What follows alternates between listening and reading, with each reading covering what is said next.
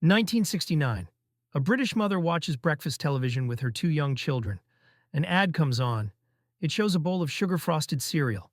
A cartoon tiger grins.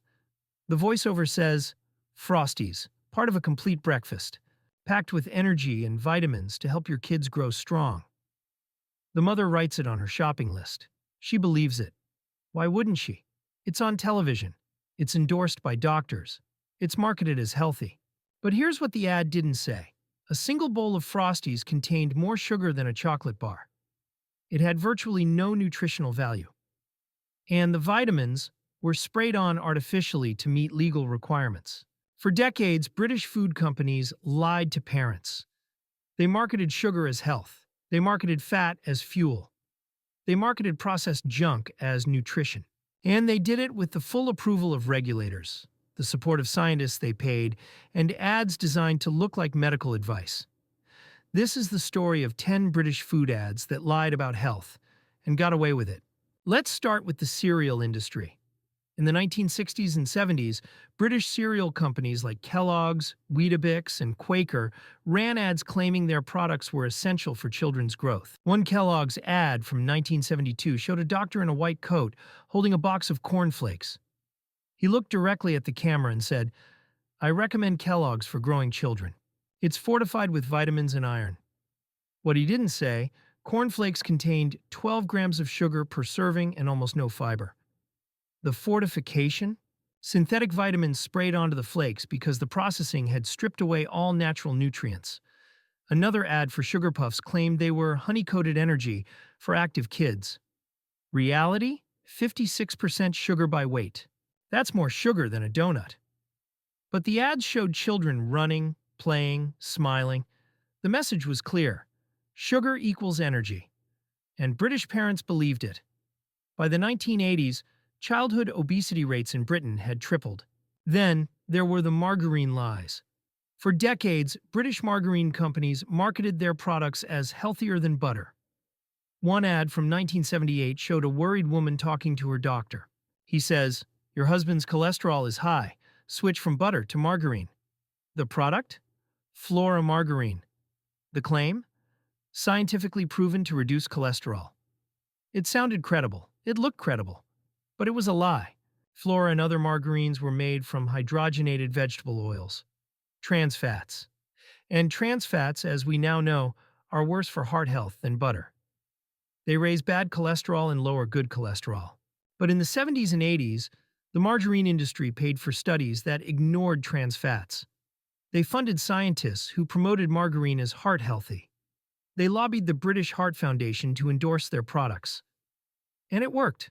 Millions of British families switched from butter to margarine, believing they were protecting their health.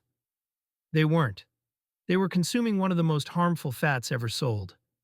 Let's talk about the soft drink industry. In the 1970s, British soft drink companies didn't just sell sugary drinks, they sold them as hydration. One ad for Lucozade from 1976 showed a sick child in bed, pale and weak.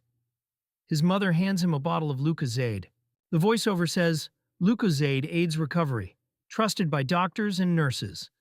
Another ad featured a British Olympic athlete drinking Lucozade after training. The tagline, "Replaces lost energy."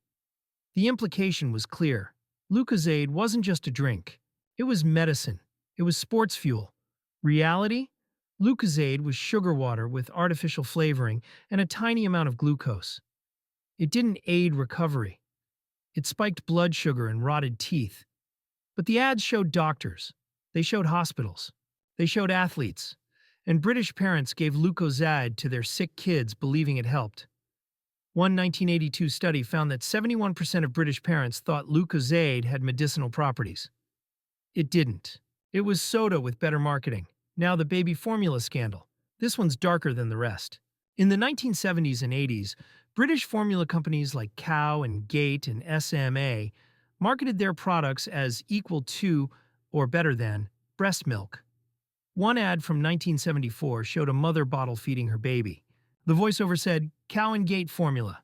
Complete nutrition, just like nature intended." Another ad claimed SMA was closest to breast milk. These ads targeted working-class mothers, mothers who struggled with breastfeeding, mothers who wanted to do what was best for their babies. But the claims were false. Formula wasn't just like breast milk. Breast milk contains antibodies, enzymes, and living cells that formula can't replicate. Studies have consistently shown breastfed babies have lower rates of infection, allergies, and obesity. But the formula companies didn't care. They wanted market share. So they advertised in doctors' offices. They gave free samples to new mothers in hospitals. They paid midwives to recommend formula. And it worked. By the late 1970s, only 40% of British mothers were breastfeeding at 6 weeks. The World Health Organization eventually restricted formula marketing, but not until the 1980s. By then, millions of British babies had been fed products marketed with lies. Let's talk about the diet food scams. In the 1980s, British food companies realized they could sell more products by making people afraid of fat. So they created low-fat versions of everything: yogurt, crisps, biscuits, ready meals. And they marketed them as healthy. One ad for low-fat yogurt showed a woman in a bikini smiling. The tagline, "Lose weight without giving up dessert." Another ad for low-fat crisps claimed they were guilt-free snacking. The problem? When companies removed fat, they added sugar, loads of it. A low-fat yogurt often contained more sugar than a regular yogurt, sometimes twice as much. But the ads never mentioned that. They just said low-fat and showed thin, happy people. British consumers bought it by the millions. They thought they were eating healthy. They were eating sugar bombs. One study from 1992 found that people who ate low-fat diets consumed 20% more sugar than those who didn't. The food companies knew this. They didn't care. Low-fat sold. Then there were the ready meal lies. In the 1980s and 90s, British companies like Birdseye and Findus marketed frozen ready meals as convenient and nutritious. One ad from 1987 showed a working mother serving her family a Birdseye lasagna. The voiceover said, "A proper meal, ready in minutes." The packaging claimed it was a source of protein and vegetables. But look at the ingredients. The lasagna contained more salt than 3 bags of crisps. It had more saturated fat than a Big Mac. And the vegetables? Reconstituted tomato paste. But the ads showed happy families eating together. They showed mums who cared by serving convenient food. The message was, you're not a bad parent for feeding your kids processed meals. You're practical. By the mid-90s, the average British family ate ready meals 4 times per week. Obesity, diabetes, and heart disease rates soared. The food companies made billions. Now the juice lies. British parents in the 70s and 80s believed fruit juice was healthy. And why wouldn't they? The ad said so. One ad for Ribena claimed it was packed with vitamin C, good for growing kids. Another ad for Sunny Delight said it contained the goodness of 5 fruits. These ads showed children drinking juice after school, after sports, with meals. The implication, juice is as good as fruit. It's not. A glass of orange juice contains as much sugar as a can of Coke, and none of the fiber that makes whole fruit healthy. But British parents poured it for their kids every day. One 1998 study found that British children were consuming an average of 200 milliliters of fruit juice daily. That's 50 grams of sugar per week just from juice. The companies knew juice wasn't health food, but calling it natural and fruit-based was legal. So they did. Let's talk about the bread industry. In the 1970s, British bread companies like Hovis and Kingsmill marketed white bread as nutritious. One ad showed a boy biting into a thick slice of white bread. The voiceover said, "Hovis, baked with goodness." Another ad claimed white bread was a source of energy and vitamins. This was technically true, because white bread, like cereal, was fortified. But the fortification was necessary because refining white flour strips away all the natural nutrients. White bread has almost no fiber, minimal vitamins, and a high glycemic index. It spikes blood sugar like candy. But the ads made it look wholesome. They showed farmhouses, golden fields, smiling families. They made white bread seem traditional, natural, healthy. British families ate it every day. By the 1990s, white bread made up 75% of bread sales in Britain. And British rates of type 2 diabetes and obesity climbed steadily. Here's the part that should make you furious. The food companies knew. Internal documents released through lawsuits and Freedom of Information requests show that British food manufacturers were aware their products were unhealthy. They knew high-sugar cereals caused obesity.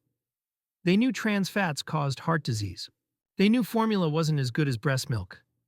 They knew juice wasn't healthy. They knew white bread had no nutritional value, but they kept advertising them as healthy. They paid scientists to produce favorable studies. They lobbied regulators to avoid restrictions. They funded campaigns to discredit critics. And they made billions, billions of pounds. While British children got fatter. While British adults developed diabetes and heart disease. While the National Health Service buckled under the weight of preventable diet-related illnesses. These ads didn't just mislead, they killed. Not quickly, not obviously. But slowly, over decades, they contributed to a public health crisis that Britain is still dealing with today. Today, Britain has some of the strictest food advertising regulations in the world. Health claims require evidence. Ads targeting children are restricted. Nutritional information must be clear. But the damage is done. The generation that grew up on those ads, the kids who ate sugar puffs and drank Lucozade and believed margarine was healthy, many of them are now dealing with obesity, diabetes, heart disease, and the companies that lied to them, most are still around. Still making profits, still selling processed food. They just use different language now. Natural, organic, plant-based. The packaging has changed. The strategy hasn't. And that's the most terrifying part. These ads aren't just history, they're a warning. Because if corporations could lie to us then and get away with it, what are they lying about now?